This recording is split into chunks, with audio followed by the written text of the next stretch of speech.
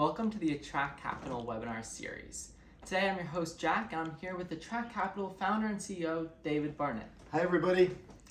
Today's webinar series is the beauty of delayed draw facilities. So let's get right into this.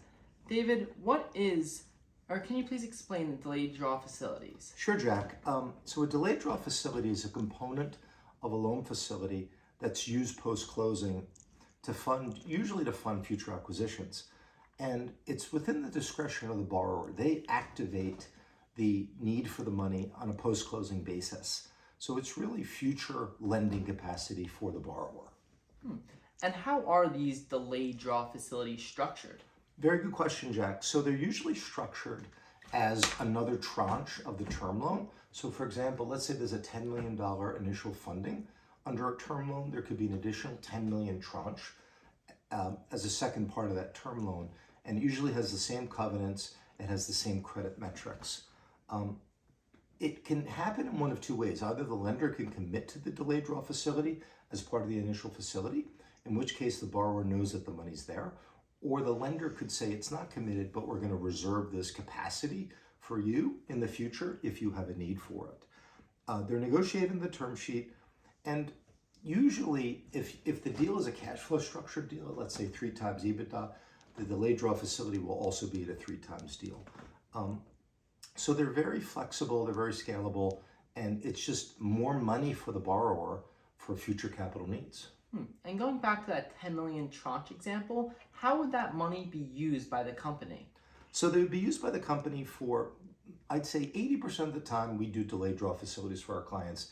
They're used for acquisitions, typically in a roll-up situation where an independent sponsor will have multiple targets in their acquisition pipeline and they know they're going to have a need for it. They're actually scheduling future acquisitions, but it can be used for investments within the business to activate more growth. It can be used for innovation, R&D, product development, that sort of thing. What we really like about the delayed draw facilities is that it forces the lender to think about how much capital they're going to have to provide the borrower over the long term for them to achieve their growth objective.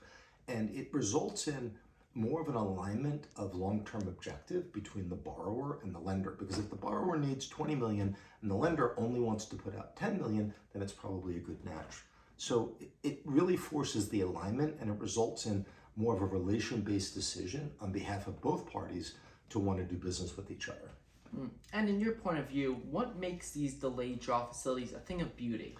Well, it's sort of like a masterpiece hanging on the wall, these delayed draw facilities. I think it's the integrated financing power that the delayed draw facility gives you. It's a way to have additional capital to scale up, and it's an efficient capital solution. That's what makes it sort of a thing of beauty. It has that additional capital that you get has a major impact on the overall size of the company and the value in the company over the long term. It provides a lot of financial flexibility to the borrower. They use it if they need it. They don't use it if they don't need it. And as I said earlier, it really forces that kind of relationship alignment as to what the total capital plan is. And it's just an overall efficient solution for a scale-up solution for these companies. So we think they're a thing of beauty for a lot of reasons, and we encourage all of our borrowers who have long-term growth plans to look for these delayed draw facilities.